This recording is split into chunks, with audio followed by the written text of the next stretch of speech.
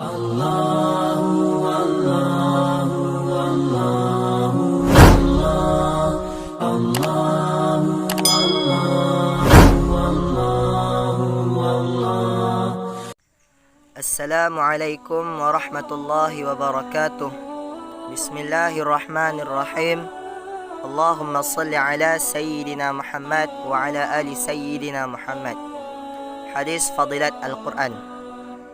Sayyidina Uqbah bin Amir radhiyallahu an meriwayatkan bahawa Rasulullah sallallahu alaihi wasallam bersabda, seseorang yang membaca Al-Quran dengan bersuara adalah seumpama seorang yang memberi sedekah secara terang-terangan, dan seseorang yang membaca Al-Quran secara senyap adalah seumpama seorang yang memberi sedekah secara sembunyi.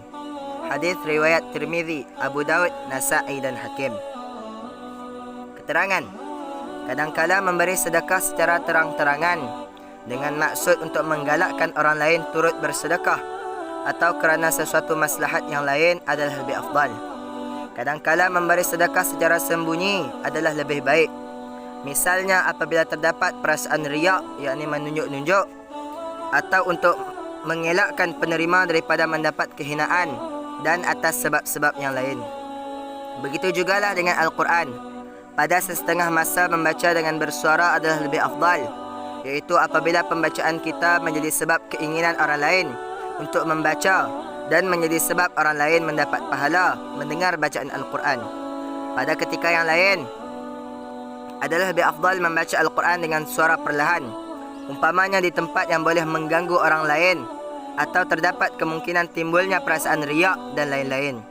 Oleh kerana itu, ada diriwayatkan kelebihan-kelebihan yang tersendiri bagi bacaan Al-Quran dengan bersuara dan sebaliknya. Kadangkala satu cara itu lebih sesuai dan kadangkala satu cara lagi lebih afdal.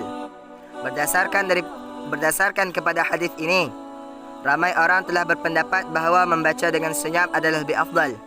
Imam Baihaqi rahimahullah ta'ala dalam kitabnya Kitab Asy-Syu'ab telah menulis, Sayyidatina Aisyah radhiyallahu anha telah meriwayatkan bahawa ganjaran bagi satu amalan yang dibuat secara sembunyi adalah 70 kali lebih baik daripada amalan yang dibuat secara terang-terangan.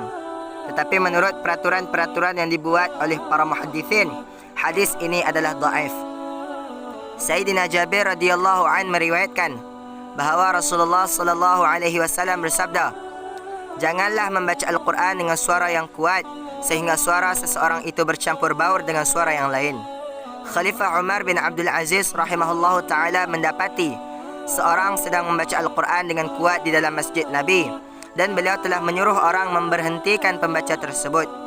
Walau bagaimanapun pembaca itu berhujah, maka Khalifah Umar bin Abdul Aziz rahimahullahu ta'ala berkata, jikalau kamu membaca Al-Quran itu kerana Allah subhanahu wa ta'ala, bacalah dengan perlahan. Dan jika kamu membaca kerana manusia, maka bacaan yang demikian adalah sia-sia. Demikian juga terdapat riwayat-riwayat yang menyatakan bahawa Rasulullah sallallahu alaihi wasallam menyuruh supaya membaca Al-Quran dengan suara yang kuat. Kitab Syah Ihya Ulumuddin mengandungi riwayat-riwayat dan juga asar, yakni kata-kata para sahabat radhiyallahu anhum mengenai kedua-dua cara tersebut.